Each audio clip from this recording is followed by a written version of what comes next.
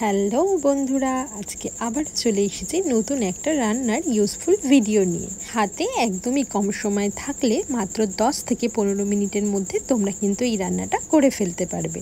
তার জন্য তোমাদের লাগবে বেশ খানিকটা মটর, সেটাকে ভালো করে প্রেসারে অনেকগুলো সিটি দিয়ে নিলেই কিন্তু সেদ্ধ হয়ে যাবে। এরপর রান্নার জন্য লাগবে বেশ খানিকটা ছোট করে কাটা আলু, পেঁয়াজ কুচি আর লঙ্কা কুচি। প্রথমে কড়াইতে কিছুটা সাদা তেল গরম করে তাতে আলুগুলোকে একটু লাল লাল করে ভেজে নিয়ে এর মধ্যে একে একে পেঁয়াজ কুচি আর লঙ্কা কুচিগুলোকে দিয়েও ভালো করে ভেজে নিতে হবে।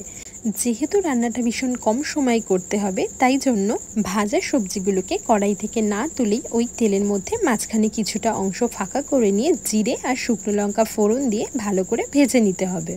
কয়েক সেকেন্ড ফোড়নটাকে ভালো করে ভেজে নিয়ে এরপরে ওই সবজিগুলোকে আরও একবার ফোড়নের সঙ্গে ভেজে নিতে হবে।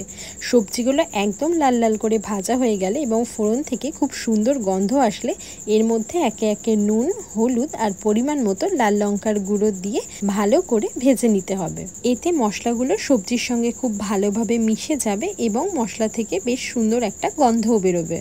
কয়েক সেকেন্ড ভালো করে ভেজে নেওয়ার পর এর মধ্যে দেব সামান্য জল আর দেব ভাজা জিরে, চিনি এবং চানা মশলা। সমস্ত মশলাগুলোকে আরও কিছুটা সময় ধরে কষিয়ে নিতে হবে, যাতে মশলা থেকে খুব ভালোভাবে তেল ছেড়ে আসে এবং মশলাটাও ভালোভাবে কষা হয়ে যায়।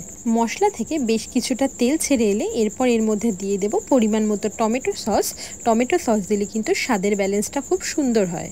তোমরা চাইলে টমেটোও ইউজ করতে পারো। সমস্ত মশলাগুলোকে কষিয়ে নিয়ে মশলা থেকে তেল ছাড়ার পর এরপর আমরা আগে থেকে সেদ্ধ করে রাখা মটরগুলোকে এর মধ্যে দিয়ে দেব। যেহেতু আমরা মটরটাকে আগে থেকেই সেদ্ধ করে রেখেছিলাম, তাই জন্য আরও বেশিক্ষণ রান্না করার কোনো প্রয়োজন নেই। মশলার সাথে মটরগুলোকে খুব ভালো করে মিশিয়ে নিয়ে বেশ কিছুক্ষণ ঢাকা দিয়ে রাখতে হবে। এতে ঝোলটা খুব ভালোভাবে ফুটে যাবে। ঝোলটা বেশ খানিকটা ফুটে এলে এরপর উপর থেকে আগে থেকে গুঁড়ো করে রাখা ভাজা মশলা বেশ খানিকটা ছিটিয়ে ভালো মতো করে ঘুগনির সাথে মিশিয়ে নিলে রেডি আমাদের গরম গরম বাড়িতে বানানো ঘুগনি। ঘুগনিতে ভাজা মশলা ইউজ করলে ঘুগনির রঙটাও যেমন সুন্দর হয়, সেই সঙ্গে খুব সুন্দর একটা স্বাদও আসে।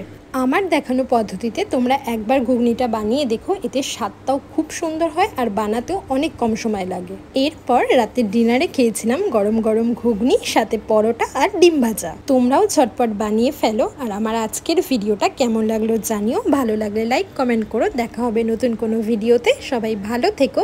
টাটা।